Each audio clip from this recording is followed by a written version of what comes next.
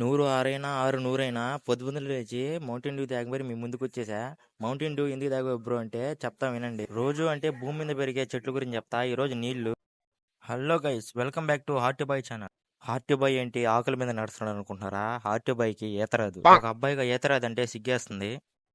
దీని scientific name వచ్చేసి నింఫియా Alba. Family నింఫేషి.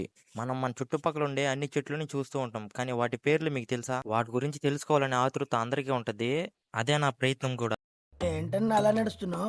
ఇలాంటప్పుడే మనం అడుగు ఆచితూచి లోతు వెయ్యాలి. ఎంత ఉందో గానీ మౌంటైన్ డ్యూ తాగినా ధైర్యం సాలటం లేదు. పడితే దేవరా కూడా కాపాడలేడు నన్ను.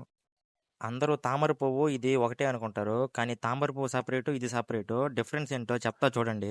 తామర పువ్వు పెటల్స్ బ్రాడ్గా ఉంటాయి, అంటే వెడల్పుగా ఉంటాయి. ఇవి ఏంటంటే నేరోగా ఉంటాయి, అంటే నిలువుగా ఉంటాయి. ఇంకా కలర్స్ అంటారా, అది జాతిని బట్టి తెలుస్తుంది.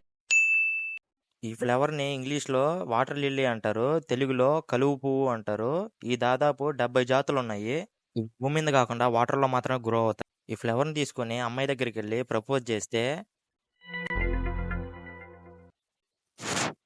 ఖచ్చితంగా నువ్వు చెప్తా. కలువు పువ్వుని ఏ దేవుడికి పూజిస్తారో కామెంట్ చేయండి. ఈత రానోళ్ళు ఎవరన్నా ఉంటే కామెంట్ చేయండి. ఇంతకీ నీకొచ్చా ఈత?